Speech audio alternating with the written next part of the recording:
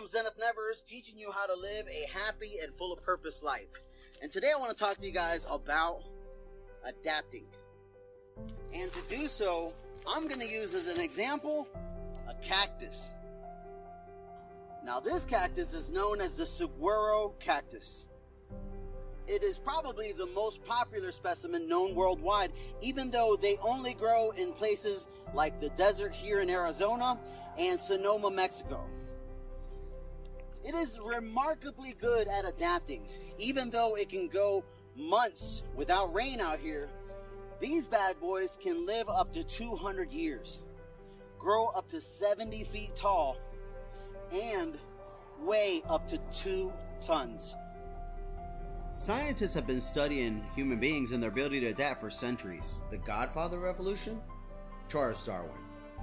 He was the first to formulate a hypothesis of how and where we evolved. He went to the London Zoo, studied chimpanzees and gorillas, and thought it likely that our species came from apes in Africa. This, of course, offended British royalty, and academics told him to speak to the hand. But surprisingly, Darwin was right. You, me, and everyone else we know is technically African. Since Darwin's times, many scientists have collected an overwhelming evidence to support this claim. Some of the most surprising evidence came from ancient fossils found in East Africa.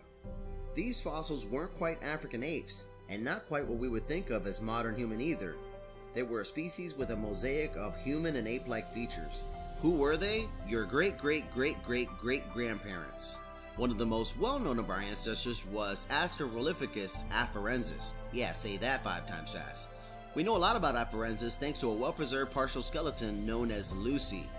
Lucy lived over 3 million years ago in what is known today as Ethiopia, and like all other hominids from this time period, her brain size was closer to that of modern-day chimpanzees than it is to humans. But interestingly, we know from Lucy's lower body that she was habitually bipedal, meaning she walked on 2 legs and probably had awesome sidekicks. This is important for scientists because it suggested that our ancestors walked upright before we started to evolve larger brain sizes. Such discoveries reveal that our motor locomotion today evolved gradually over a period of millions of years. As for our big brains, current evidence shows that we started to see an explosion with the emergence of our genus Homo 2 million years ago. Perhaps as a result of this relatively rapid brain growth, our ancestor Homo erectus started to migrate all over Eurasia. So high five to Darwin for being right. We may have came from Africa, but today human beings have conquered every continent on the planet. We were hunters and foragers, but over the past 10,000 years, an increasing amount of human groups domesticated animals and plants and became sedentary, started to build large-scale structures, and continue to congregate in ever denser urban centers. But the most significant changes came with cultural and technological evolution.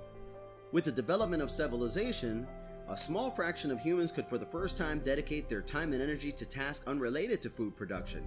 As this trend continued, more and more people could dedicate their times to science, art, engineering, music, sports, teaching, medicine, and unfortunately, politics. Sadly though, as civilization advanced, so did our ability to exploit fossil fuels and hence make a larger amount of damage to our environment.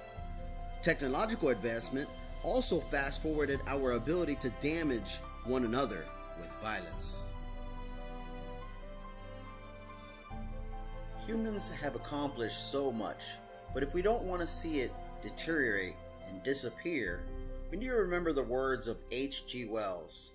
Adapt or perish, now as ever, is nature's inexplorable imperative.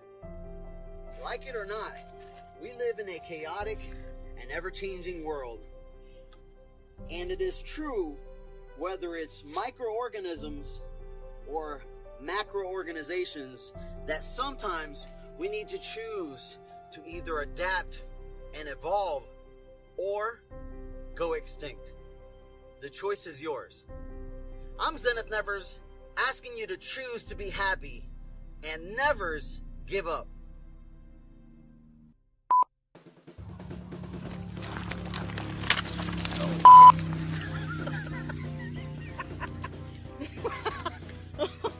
Ow!